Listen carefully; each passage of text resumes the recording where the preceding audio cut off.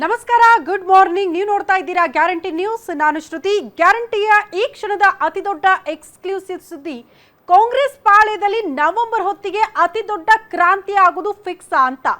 ಯಾಕೆ ನವೆಂಬರ್ ಹೇಳ್ತಾ ಇದ್ದೀವಿ ಅಂದ್ರೆ, ಸದ್ಯಕ್ಕೆ ಬಿಹಾರ ಎಲೆಕ್ಷನ್ ಇದೆ. ಬಿಹಾರ ಎಲೆಕ್ಷನ್ ಮುಗಿದ ಬಳಿಕ ಕಾಂಗ್ರೆಸ್ನ ಹೈಕಮಾಂಡ್ ರಾಜ್ಯ ಕಾಂಗ್ರೆಸ್ ಪಾಳ್ಯಕ್ಕೆ ಸಂಬಂಧಪಟ್ಟಂತೆ ಮೇಜರ್ ಸರ್ಜರಿ ಮಾಡಬಹುದಾ ಅಂತ. ನೀವು ಅಂದ್ಕೊಂಡಿದ್ದು ಸಂಪುಟ ಸರ್ಜರಿ ಅಂತ ಅಲ್ಲ, ಬದಲಾಗಿ ಡಿಸಿಎಂ ಡಿಕೆ ಶಿವಕುಮಾರ್ ಪಟ್ಟು ಹಿಡಿದಿದ್ದಾರಂತೆ. ಸಿಎಂ ಕುರ್ಚಿಗೆ ಸಂಬಂಧಪಟ್ಟಂತೆ ಸರ್ಜರಿ ಆಗಬೇಕು ಅಂತ.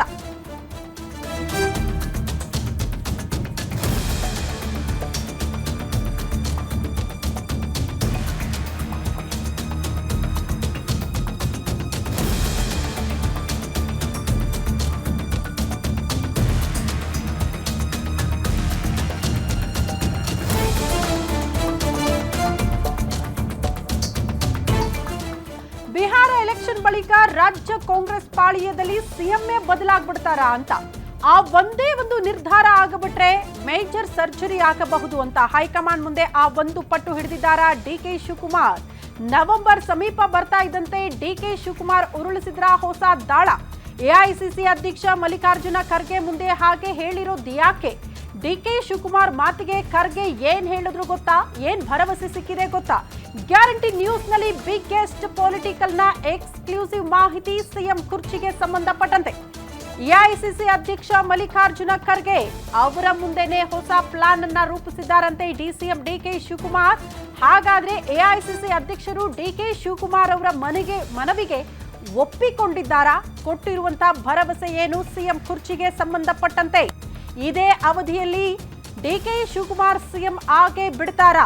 ಇದೆಲ್ಲವೂ ಕೂಡ ಕುತೂಹಲ. ಹಾಗಾದ್ರೆ ಕಾಂಗ್ರೆಸ್ ಹೈಕಮಾಂಡ್ ಮಟ್ಟದಲ್ಲಿ ಆಗ್ತಾ ಇರುವ ಬೆಳವಣಿಗೆ ಏನು? ಕಾಂಗ್ರೆಸ್ ಹೈಕಮಾಂಡ್ ಮಟ್ಟದಲ್ಲಿ ಆಗ್ತಾ ಇರುವ ಬೆಳವಣಿಗೆ ಏನು? ಡಿಕೆ ಶಿವಕುಮಾರ್ ಅವರು ಸಿಎಂ ಆಗುವಂತಹ ಕನಸು ಇದೇ ಅವಧಿಗೆ ನನಸಾಗಿ ಬಿಡುತ್ತಾ? ಎಐಸಿಸಿ ಅಧ್ಯಕ್ಷರು ಅಂಥದ್ದೊಂದು ಭರವಸೆಯನ್ನ ಕೊಟ್ಟು ಬಿಟ್ಟಿದ್ದಾರಾ? ಆ ಕುರಿತ ಡೀಟೇಲ್ಸ್ ನಿಮ್ಮ ಮುಂದೆ. ಅಧಿಕಾರ ಹಂಚಿಕೆ ವಿಚಾರವನ್ನ ಮತ್ತೆ ಮತ್ತೆ ನೆನಪಿಸುತ್ತಿದ್ದಾರೆ ಡಿಸಿಎಂ ಡಿಕೆ ಶಿವಕುಮಾರ್.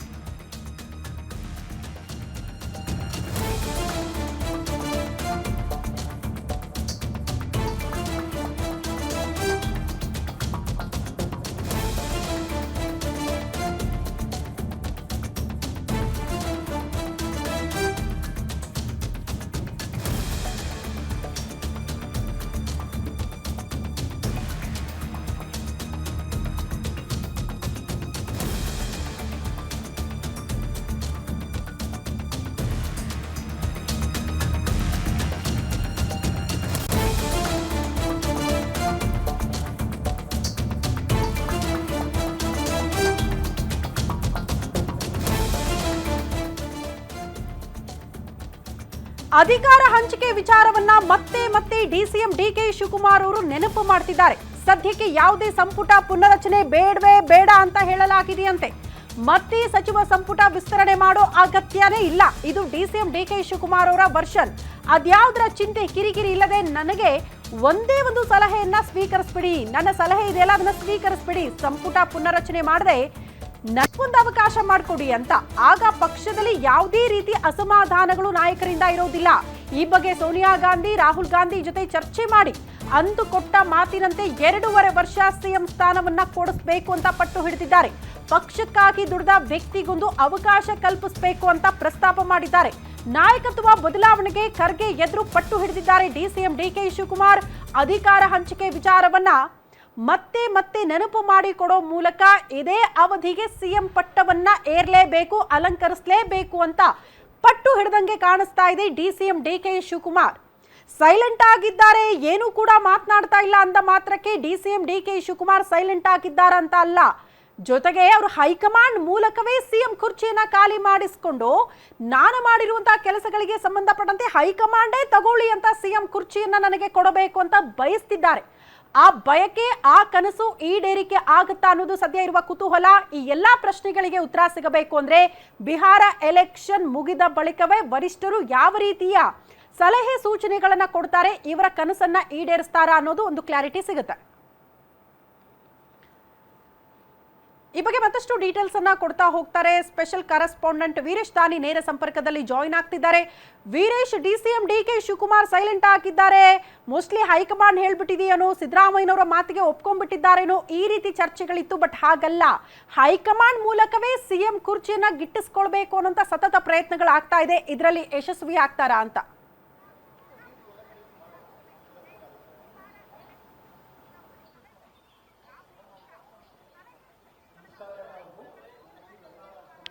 ಖಂಡಿತವಾಗಿಯೂ ಶ್ರುತಿ, ಒಂದ್ ಕಡೆ ಸಿಎಂ ಸಿದ್ದರಾಮಯ್ಯನವರು ಈ ಸರ್ಕಾರದ ಅವಧಿ ಮುಗಿಯುವವರೆಗೂ ಸಹ ಅವರೇ ಮುಖ್ಯಮಂತ್ರಿಯಾಗಿ ಮುಂದುವರಿಲಿಕ್ಕೆ ಸಾಕಷ್ಟು ಪ್ರಯತ್ನವನ್ನ ಮಾಡ್ತಾ ಇರುವುದು ಮತ್ತು ಹೈಕಮಾಂಡ್ ನಾಯಕರುಗಳ ಮನವೊಲಿಸಲಿಕ್ಕೆ ಮುಂದಾಗ್ತಾ ಇರುವಂತದ್ದು.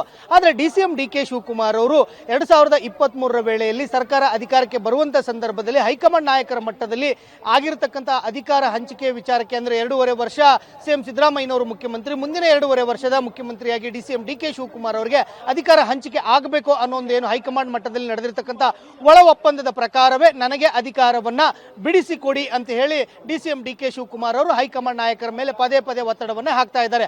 ಆಗ್ಲೇ ನೀವು ಹೇಳ್ತಾ ಇದ್ರಿ ಡಿಸಿಎಂ ಡಿಕೆ ಶಿವಕುಮಾರ್ ಅವರು ಸೈಲೆಂಟ್ ಆಗಿದ್ದಾರೆ ಅನ್ನೋ ಒಂದು ಮಾತುಗಳು. ಡಿಸಿಎಂ ಡಿಕೆ ಶಿವಕುಮಾರ್ ಅವರು ರಾಜ್ಯದಲ್ಲಿ ಮಾತ್ರ ಸೈಲೆಂಟ್ ಆಗಿದ್ದಾರೆ, ಎಲ್ಲೂ ಸಹ ಈ ವಿಚಾರವನ್ನ ಬಹಿರಂಗವಾಗಿ ಮಾತನಾಡ್ತಾ ಇಲ್ಲ. ಆದ್ರೆ ಪಕ್ಷದ ನಾಯಕರು, ಅದರಲ್ಲೂ ವಿಶೇಷವಾಗಿ ಅಧಿಕಾರ ಹಂಚಿಕೆಯ ವಿಚಾರವನ್ನ ಯಾರ ಜೊತೆಗೆ ಚರ್ಚೆ ಮಾಡಬೇಕು, ಅದು ವಿಶೇಷವಾಗಿ ಎಐಸಿಸಿ ಮಟ್ಟದ ನಾಯಕರೇನಿದ್ದಾರೆ ಅವರ ಬಳಿಯೇ ಮಾತ್ರ ಈ ವಿಚಾರವನ್ನ ಡಿಸಿಎಂ ಡಿಕೆ ಶಿವಕುಮಾರ್ ಅವರು ಚರ್ಚೆಯನ್ನ ಮಾಡ್ತಾ ಇರುವಂತದ್ದು. ಸಿಎಂ ಸಿದ್ದರಾಮಯ್ಯನವರು 2.5 ವರ್ಷಗಳ ಕಾಲ ಮುಖ್ಯಮಂತ್ರಿಯಾಗಿ ಅಧಿಕಾರ ಮುಗ್ತಾ ಬರ್ತಾ ಇದೆ. ಹೀಗಾಗಿ ಈಗಿನಿಂದನೇ ಆ ಪ್ರೊಸೆಸ್ ಅನ್ನ ಶುರು ಮಾಡಿ ಅಂತ ಹೇಳಿ ಡಿಸಿಎಂ ಡಿಕೆ ಶಿವಕುಮಾರ್ ಅವರು ಹೈಕಮಾಂಡ್ ನಾಯಕರ ಮೇಲೆ ಒತ್ತಡವನ್ನ ಹಾಕ್ತಾ ಇದ್ದಾರೆ. ಆ ನಿಟ್ಟಿನಲ್ಲಿ 2 ದಿನಗಳ ಹಿಂದೆ ಅಷ್ಟೇ ರಾಜ್ಯಕ್ಕೆ ಬಂದಿರತಕ್ಕಂಥ ಎಐಸಿಸಿ ಅಧ್ಯಕ್ಷರಾಗಿರ್ತಕ್ಕಂಥ ಮಲ್ಲಿಕಾರ್ಜುನ್ ಖರ್ಗೆ ಅವರನ್ನ ಭೇಟಿಯಾಗಿ ಡಿಸಿಎಂ ಡಿಕೆ ಶಿವಕುಮಾರ್ ಅವರು ಸುದೀರ್ಘವಾದಂಥ ಚರ್ಚೆಯನ್ನ ಮಾಡಿದ್ದಾರೆ. ನನ್ನ ನೇತೃತ್ವದಲ್ಲೇ ಕಾಂಗ್ರೆಸ್ ಪಕ್ಷ ಅಧಿಕಾರಕ್ಕೆ ಬಂದಿದೆ, ಆದರೆ ಹೈಕಮಾಂಡ್ ನಾಯಕರು ಹೇಳಿರೋ ಹಿನ್ನೆಲೆಯಲ್ಲಿ ಪಕ್ಷನಿಷ್ಠನಾಗಿ ನಾನು ಸಿಎಂ ಸಿದ್ದರಾಮಯ್ಯನವರಿಗೆ ಅಧಿಕಾರವನ್ನ ಬಿಟ್ಟುಕೊಟ್ಟಿದ್ದೆ. ಅವತ್ತು ನೀವು ಕೊಟ್ಟ ಮಾತಿನಂತೆ ನನಗೆ ಇದೀಗ ಮುಖ್ಯಮಂತ್ರಿ ಸ್ಥಾನವನ್ನ ಬಿಡಿಸಿಕೊಡಿ ಅಂತ ಹೇಳಿ ಮಲ್ಲಿಕಾರ್ಜುನ್ ಖರ್ಗೆ ಅವರ ಮುಂದೆ ಮನವಿ ಸಹ ಮಾಡಿಕೊಂಡಿದ್ದಾರೆ. ಈ ಹಿನ್ನೆಲೆಯಲ್ಲಿ ಮಲ್ಲಿಕಾರ್ಜುನ್ ಖರ್ಗೆ ಅವರು ಸಹ ಡಿಸಿಎಂ ಡಿಕೆ ಶಿವಕುಮಾರ್ ಅವರ ಏನು ವಾದ ಇತ್ತು ಅದನ್ನೆಲ್ಲವನ್ನೂ ಸಹ ಸಮಾಧಾನವಾಗಿ ಆಲಿಸಿ ಬಿಹಾರ ಚುನಾವಣೆಯ ಬಳಿಕ ಸೋನಿಯಾ ಗಾಂಧಿ ಮತ್ತು ರಾಹುಲ್ ಗಾಂಧಿ ಅವರ ಜೊತೆಗೆ ಈ ವಿಚಾರದ ಬಗ್ಗೆ ಚರ್ಚೆಯನ್ನ ಮಾಡಿ ಒಂದು ನಿರ್ಧಾರವನ್ನು ತೆಗೆದುಕೊಳ್ತೀವಿ ಅನ್ನೋ ಒಂದು ಭರವಸೆಯನ್ನ ಮಲ್ಲಿಕಾರ್ಜುನ್ ಖರ್ಗೆ ಅವರು ಕೊಟ್ಟಿರುವಂತದ್ದು. ಶ್ರುತಿ, ಓಕೆ ವೀರೇಶ್, ಈಗ ಎಲ್ಲದಕ್ಕೂ ಕೂಡ ಸಿದ್ದರಾಮಯ್ಯನವರು ಒಪ್ಕೊಳ್ತಾರಾ ಅನ್ನೋದು ಪ್ರಶ್ನೆ. ಯಾಕಂದ್ರೆ ಸಿದ್ದರಾಮಯ್ಯನವರು ಈ ರೀತಿ ಒಪ್ಪಂದಗಳಾಗಿದೆ ಅಂದಾಗಲೇ ಒಂದಷ್ಟು ವಿಚಾರಗಳು ಮುನ್ನೆಲೆಗೆ ಬರ್ತಾ ಇತ್ತು. ಕೊನೆಯ ಅವಧಿ, ಪೂರ್ಣಾವಧಿಯ ತನಕ ನಾನು ಸಿಎಂ ಆಗಿ ಮುಂದುವರಿಯೋದಕ್ಕೆ ಅವಕಾಶ ಮಾಡಿಕೊಡಿ ಅಂತ. If suppose DCM DK Shivakumar ಅವರ ಬೇಡಿಕೆಯನ್ನ ಹೈಕಮಾಂಡ್ ಈಡೇರಿಸಿದಲ್ಲಿ ಸಿದ್ದರಾಮಯ್ಯನವರನ್ನ ಕೆಳಗಿಳಿಸಿದ್ರೆ ಅದರಿಂದಲೂ ಕೂಡ ಪಕ್ಷಕ್ಕೆ ಅತಿ ದೊಡ್ಡ ಹಾನಿ ಆಗಲ್ವಾ? ದಲಿತ ಸಮುದಾಯದವನ್ನ ಎದುರು ಹಾಕೊಂಡು ಪಕ್ಷವನ್ನ ಮುನ್ನಡೆಸೋದಕ್ಕೆ ಸಾಧ್ಯನಾ ಅನ್ನೋದು ಪ್ರಶ್ನೆ ಆಗಲ್ವಾ?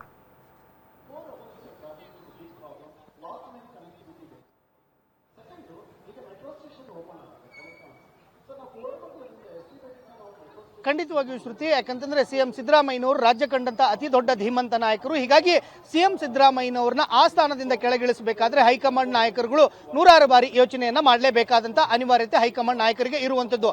ಆ ಹಿನ್ನೆಲೆಯಲ್ಲೇ ಸಿಎಂ ಸಿದ್ದರಾಮಯ್ಯನವ್ರನ್ನ ಹೈಕಮಾಂಡ್ ಮಟ್ಟದಲ್ಲಿ ಯಾವ ರೀತಿಯಾಗಿ ಅವರನ್ನ ಬಳಕೆ ಮಾಡ್ಕೊಳ್ಬೇಕು, ಅವರ ರಾಜಕೀಯ ಶಕ್ತಿಯನ್ನ ದೆಹಲಿ ಮಟ್ಟದಲ್ಲಿ ಯಾವ ರೀತಿಯಾಗಿ ಉಪಯೋಗಕ್ಕೆ ತೆಗೆದುಕೊಳ್ಬೇಕು ಅನ್ನೋ ನಿಟ್ಟಿನಲ್ಲೇ ಎಐಸಿಸಿ ಮಟ್ಟದಲ್ಲಿ ಒಂದ್ ಕಡೆ ಚರ್ಚೆ ಆಗ್ತಾ ಇರುವಂತದ್ದು. ಸಾರಿ, ನಾನು ಆಗ್ಲೇ ದಲಿತ ಸಮುದಾಯ ಅಂದೆ, ಅದಲ್ಲ ಅಹಿಂದ ವರ್ಗವನ್ನ ಎದುರು ಹಾಕೊಂಡು ಪಕ್ಷವನ್ನ ಮುನ್ನಡೆಸೋದಕ್ಕಾಗತ್ತಾ ಅಂತ.